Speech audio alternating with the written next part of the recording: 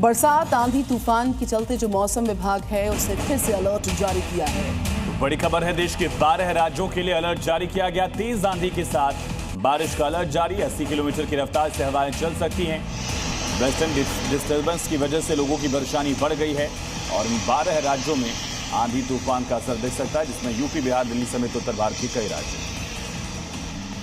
पिछले 2 दिनों से कई राज्यों में जमकर बारिश हो रही है। कई राज्यों में तेज आंधी के साथ हुई भारी बारिश के कारण परेशानी बढ़ गई। कई जगहों पर पेड़ और बिजली के पोल उखड़ गए। मानसून के दस्तक के साथ कई राज्यों में बारिश का दौर जारी है।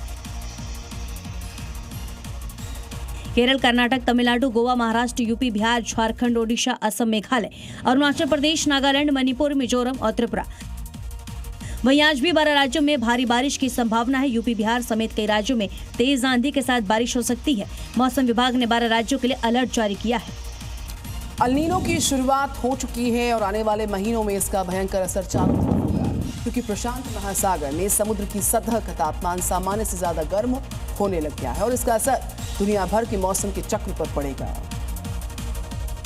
यानी कहीं गर्मी की वजह से सूखे की स्थिति बनेगी तो कहीं ज्यादा बारिश की वजह से बाढ़ जैसे हालात हो सकते हैं। अल नीनो की घटना हर 2 से 7 साल में होती है। वहीं भारत में भी इसका असर दिखेगा। मानसून की हवाएं कमजोर होने से कई राज्यों में बारिश कम होगी।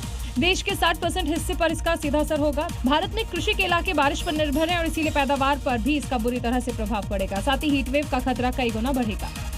मौसम के इस बदलते चक्र का सीधा असर आप पर पड़ेगा, क्योंकि सूखे की स्थिति में कम पैदावार होने से खाने पीने की चीजों के दाम बढ़ेंगे। और बड़ी खबर है, शिमला से जहां सैलानियों की भारी भीड़ नजर आ रही है। एक दिन में 23,000 से ज्यादा गाड़ियों की एंट्री दर्ज की गई। दूसरे राज्यों से 12,000 गाड़ियां पहुंची हैं। शिमला के शो के एंट्री पॉइंट से ये तादाद नजर आई है।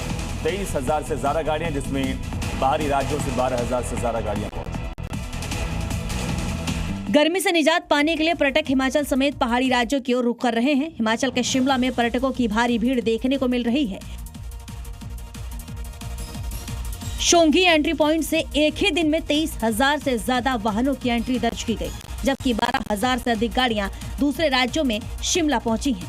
उधर वीकेंड की शुरुआत के साथ मनाली भी पर्यटकों से भर गया। भारी संख्या में सैलानी कुल्लू मनाली पहुंच रहे हैं। माल रोड पर पर्यटकों की चहल पहल बढ़ गई। ड्रोन कैमरे में यहां का भव्य नजारा देखने को मिला। लद्दाख में लगातार पहुंच रहे पर्यटकों से परेशानी सामने आने लगी। पूरे लद्दाख में पर्यटकों की भारी भीड़ है। गाड़ियों के लंबे जाम की वजह से अब स्थानीय लोग परेशान। मैदानी राज्यों में गर्मी से बचने के लिए लोग लद्दाख तक पहुंच जा रहे हैं। घूमने के शौकीन लोगों का लद्दाख गर्मियों का सबसे बढ़िया जगह माना जाता है, जिसके कारण यहां हर साल हजारों की संख्या में सैलानी पहुंचते हैं। इस साल भी इसका असर साफ देखा जा रहा है। लद्दाख के खूबसूरत नुब्रा पैंगोंग मार्ग पर भारी ट्रैफिक जाम का वीडियो सोशल मीडिया पर तेजी से वायरल हो रहा है। वीडियो में संकरी पहाड़ी सड़कों पर वाहनों की लंबी कतारें दिखाई दे रही हैं, जिसके कारण सैकड़ों पर्यटक कई घंटों तक फंसे रहे। वीकेंड के आते ही मां वैष्णो देवी के दरबार में श्रद्धालुओं का सैलाब उमड़ पड़ा है। बड़ी संख्या में भक्त कटरा पहुंच रहे हैं। पूरा कटरा भक्तों की भीड़ से इस वक्त गुलजार है।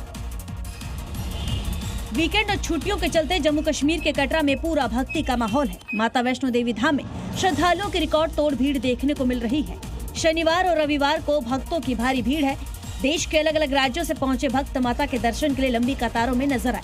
भवन मार्ग से लेकर बाणगंगा और कटरा बाजार तक श्रद्धालुओं की भारी भीड़ लगी है। प्रशासन ने भीड़ को देखते हुए सुरक्षा बढ़ा दी। कटरा से लेकर मंदिर के आसपास भी जवान मुस्तैद हैं।